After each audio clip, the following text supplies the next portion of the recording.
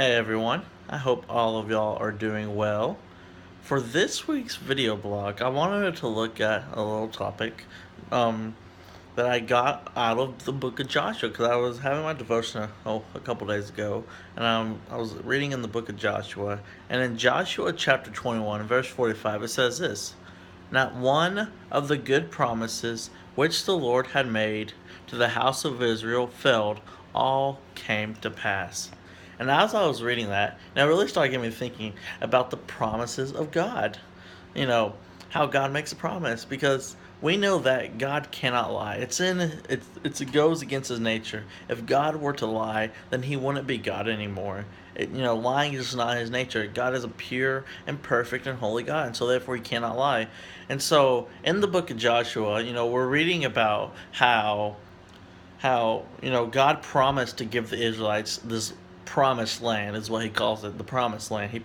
He promises to give the Israelites this land in which they will inhabit and they will live in, and he promises over and over. And if you go all the way back to Exodus, you see that they get up to the promised land, and Moses sends out some spies to go spy out the land, check it out, just to check it out before they enter. And only two of the people came back with a positive view of the land. They said, "Yeah, we got this. God's with us. Let's take these people down. Let's conquer them." But everybody else was like, "No, these people are ginormous. They're big. We can't do it." And and so the people listen to the larger group rather than listening to the two people that said we can take it because God's with us.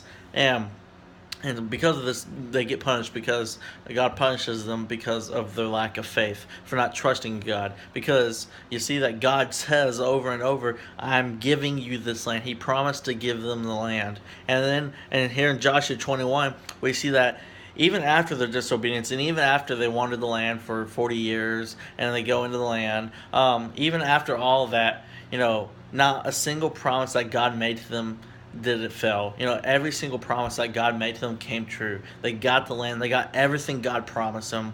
And it really got me thinking about the promises of God, because so often God promises us stuff. So often God gives us promises, um, and I think it's good news whenever He gives us a promise, because we know that that promise is going to come to pass.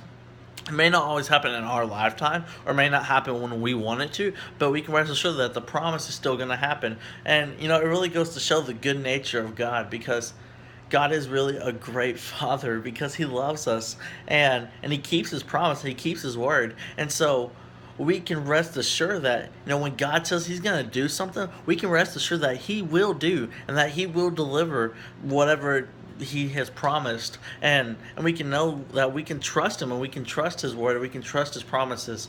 And so it just leaves me feeling encouraged after reading that, just because especially with what life throws out, because life throws so much junk at us, and sometimes we just need a little good news. Sometimes we just need a little good news to help us keep our heads above the clouds. And this promise, it really, this promise in here, or God's promises, really, it makes me so happy, just because what God promises is going to happen. If God promises something, it's going to happen. It may not always look like how we think it's going to happen, but in the end it will happen. And so the moral of the story, guys, is that God is a good Father, and He wants us to trust Him. He wants you and I to trust Him. He wants us to surrender to Him and say, "God, you're in control, because I know that you got this," and yeah, He just wants us to trust Him.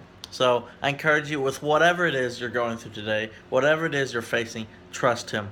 Leave it in His hands. Stop dealing with it on your own. Leave it at the altar and trust Him. All right, y'all have a good day. Bye.